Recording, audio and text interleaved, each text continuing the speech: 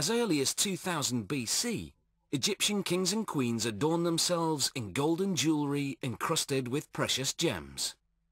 When the Spanish sailed to the New World in 1492, they discovered stunning Mayan and Aztec masterpieces, still considered today to be the best examples of precious metalwork.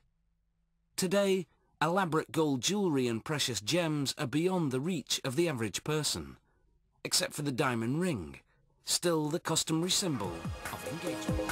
The client and the jewellery designer first decide how the ring will look. The designer then measures the client's finger to determine the ring size. He then sketches out the design they've agreed upon, in this case a grooved band with 3 diamonds, and a model maker works with a special carving wax. Using a compass, he measures off and marks the width of the band, then carefully saws it off. With a precise gauge, the model maker puts the carving on a stick with ring size markings, called a mandrel. He adjusts his compass to the ring size, then scores the finger hole on the block of wax. He then takes his drill and carefully carves out the hole he's scored. The wax is ground off from the outside of the band.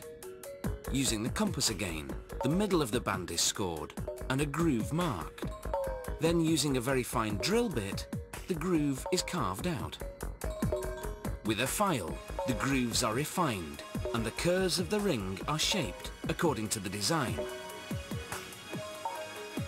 After putting wax prongs on the band, a wax stem is attached to the model. The stem is then positioned onto the base of the cylinder that the jeweller will use to cast the ring. The base goes onto the platform of a vacuum machine. The jeweller puts a cylinder on top of the base, then pours in a special plaster. The vacuum sucks all the air out of the plaster. This is a key part of the process, because if any air bubbles remain, the finished ring will be out of shape. In less than a minute, the vacuuming is done and the cylinder goes into the furnace. The wax model evaporates, leaving a void the exact shape of the ring in the hardened plaster. Next, they melt the gold. The gold content of jewellery is measured by carat. The lower the carat, the less gold and the more alloy, using cheaper metals such as nickel, silver and copper. After 5 hours, the cylinder comes out of the furnace and goes into the casting machine.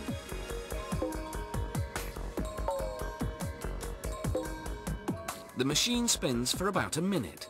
The centrifugal force shoots the liquefied gold into the plaster mould.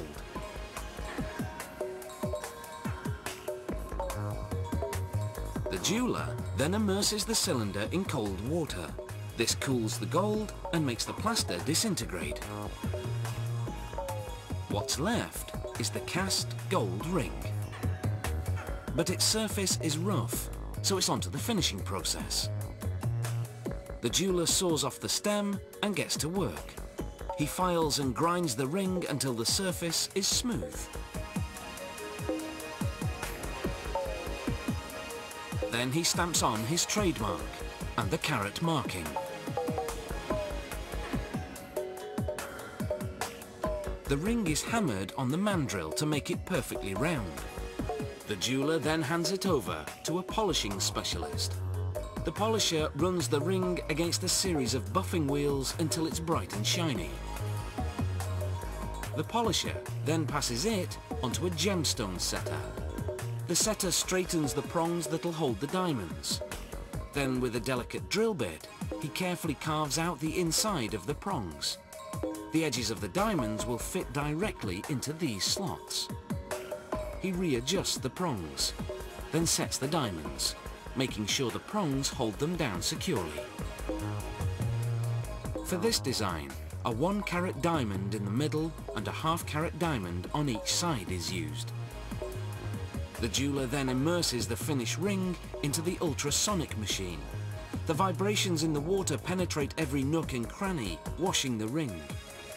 Finally, the ring is placed under a jet of hot steam to blast away any remaining residue. And there you are. With a ring like that, who wouldn't say, I do?